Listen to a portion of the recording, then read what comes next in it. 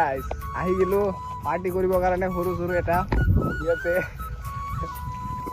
guys তো আজি আহিছোঁ পথাৰত আমি ফুৰিবলৈ তো তোমালোকে চোৱাচোন কিমান ধুনীয়া দৃশ্য এই পথাৰৰ মাজত এনেকুৱা ধুনীয়া ধুনীয়া দৃশ্য আছে চাই লোৱাচোন কিমান ধুনীয়া